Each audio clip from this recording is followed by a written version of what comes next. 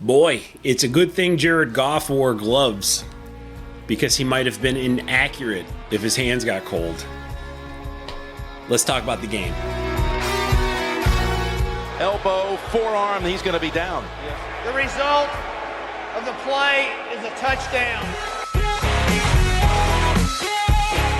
And the flag that was thrown on this was picked up.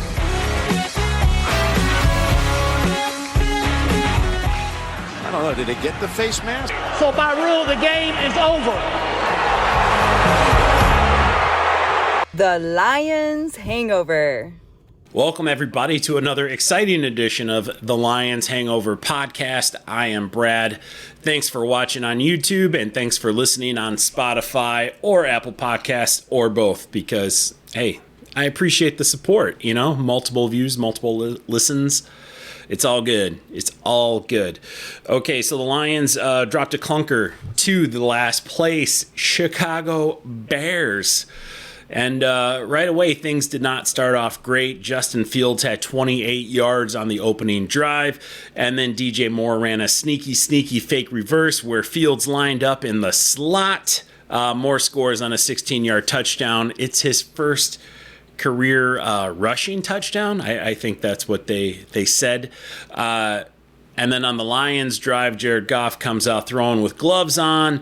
Doesn't matter. The throw to Laporta on the opening drive was pretty amazing. Then after a personal foul on Glasgow for tripping, and then Goff takes a sack, which forces the Lions to punt. So already not so great. Lions losing 7-0. Bears with the ball again. Check Justin Fields for some baby oil because he is slippery. He's a slippery guy. Lions finding it very difficult to bring Fields down. He had a whole bunch of rushing yards in the first half. Add some questionable penalties on Anzalone. And then finally, Jalen Reeves-Maybin shows up. Man, what a great 2 weeks he is starting off with for a timely sack to hold Chicago to a 46-yard field goal, making it 10-0 in the first quarter. Next drive for the Lions, Gibbs breaks a huge 36-yard run. He's so fast. I love Jahmyr Gibbs, man. He had a great day today. We will talk about that in a little bit when we go over the stats. And then at the end of the quarter, the Lions are called for delay of game and the quarter ends. How can the quarter end if there's a delay of game, and how can there be a delay of game if the quarter ends? If one hits 0, the other one cannot. Am I right? So what happened there? Regardless, Lions get stuck with a delay of game penalty and the end of the first quarter.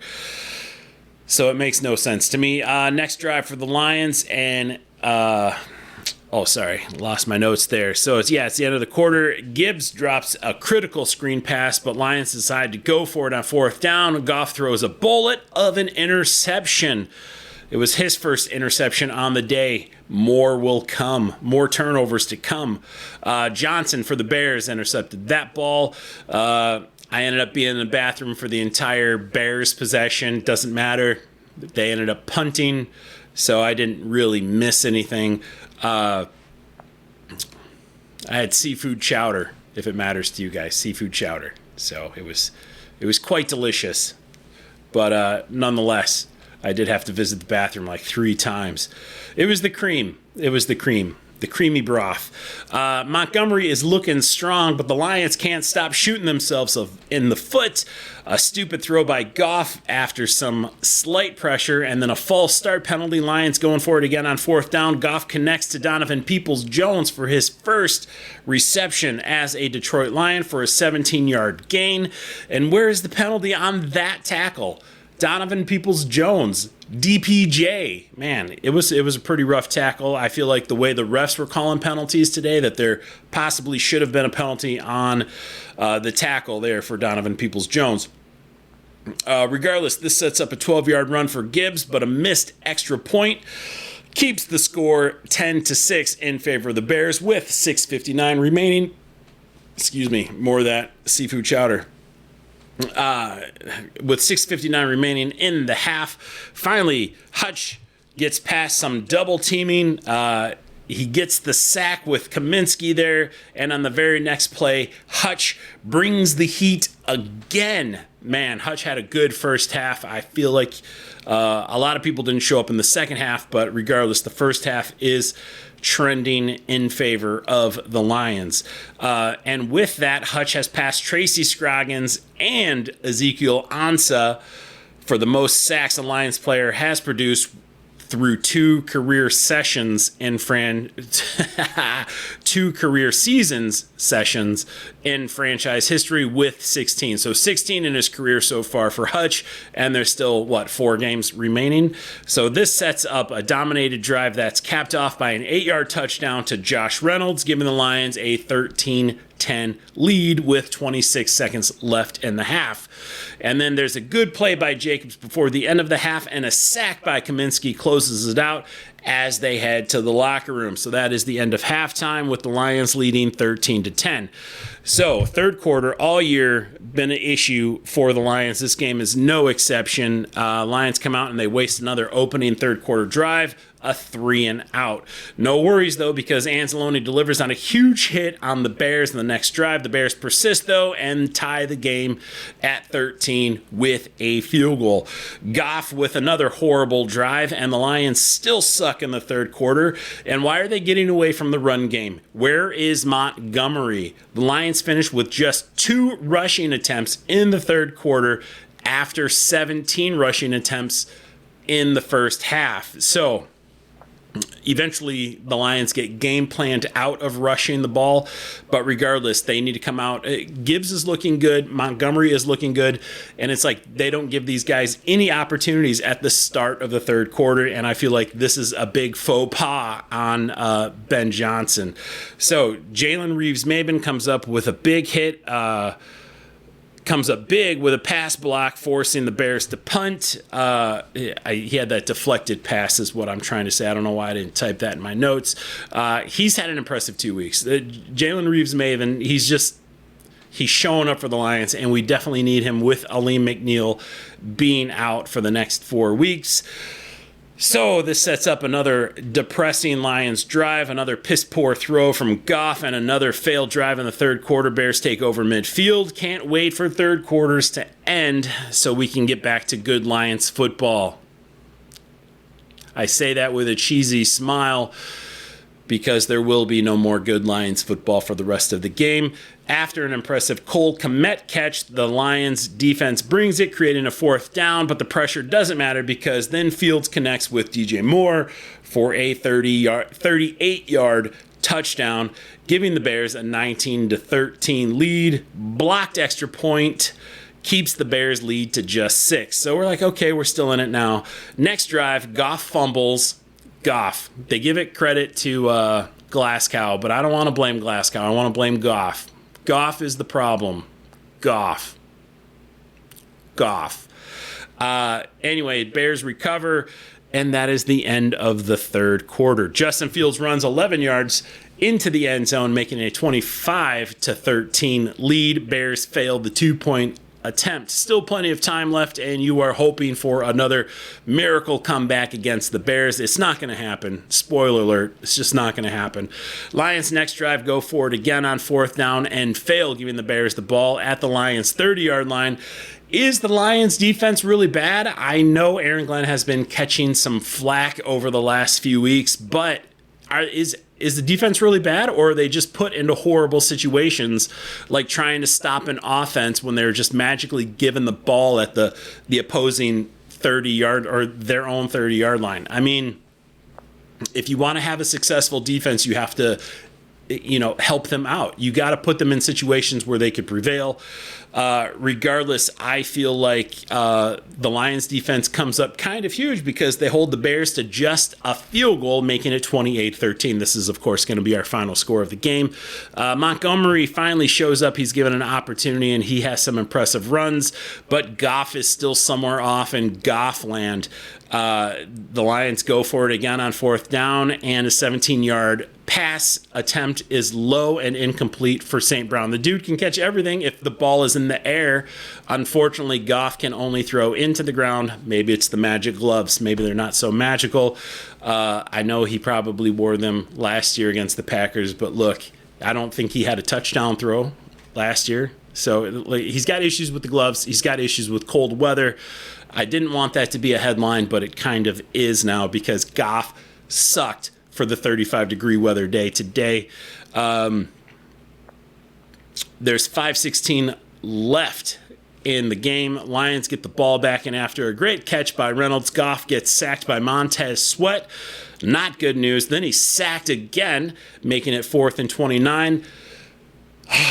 But let's go for it on 4th and 29 because the ball game is on the line, and it is an incomplete pass. But there is an offsides call on the Bears, giving us 5 yards and a redo on 4th down, making it 4th and 24.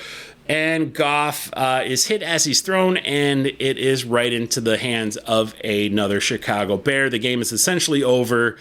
The one bright spot from today, the one record that the Lions did get other than dropping to 9-4, which is still an impressive start, but just a horrible game today. For the first time in NFL history, a team has a rookie running back, which is Jahmyr Gibbs for us, and a rookie tight end, which is Mr. Sam Laporta, of course.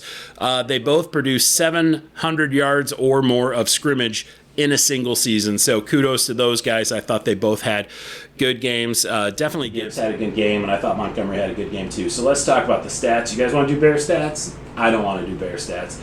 Jared Goff finished 20 of 35 for a mere 161 yards with 1 touchdown and 2 interceptions. I want to give him credit for the fumble, but technically it goes to Graham Glasgow. Gibbs had 11 carries for 66 yards and a touchdown. Montgomery had 10 carries and 66 yards, but man, he only had like 6 carries in the first half or something like that, and he finally got some chances in the fourth quarter. So I thought he had a good day as well. 10 carries, 66 yards. As I said, of course, throw Jameson Williams. Even Sam Laporta had a rush today. That was crazy, but he only got 4 yards. Receiving-wise, the ball was spread around, but at the same time, not too many people caught the ball because Goff sucks, and he only completed 20 passes. Josh Reynolds led the team with receptions, though, 3 times, 44 yards, and a touchdown. Sam Laporta had 2 catches for 23 yards. Amon-Ra St. Brown, only 3 catches today and only 21 yards. When will Amon-Ra St. Brown return to form? I'm going to guess when it is when Jared Goff isn't wearing gloves. So that'll be next week, right, against the Broncos. Gibbs had another 3 catches for 16 yards, his longest being 12. The longest reception today was 27 yards, and that wasn't even in the air, I don't think. That was to Josh Reynolds.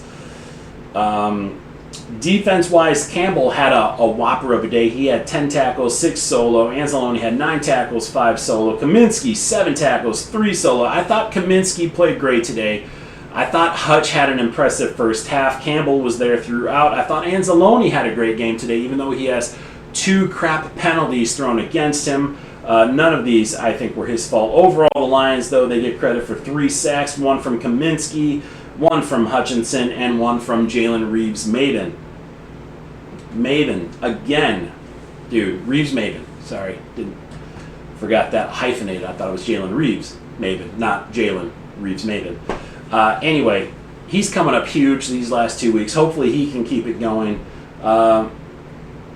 Yeah.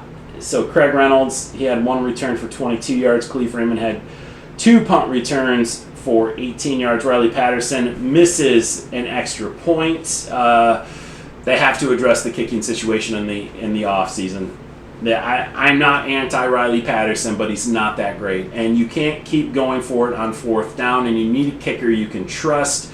You need a kicker that can consistently make extra points. I know this is only his 3rd career miss extra point, but still, the Lions are going for it way too much on 4th down. And I love aggressiveness, but still, you're not going to win ball games. Imagine if the Lions had 6 more points, today. I mean, it would not have won them the game, but at least it would have changed the script, near the end of the game.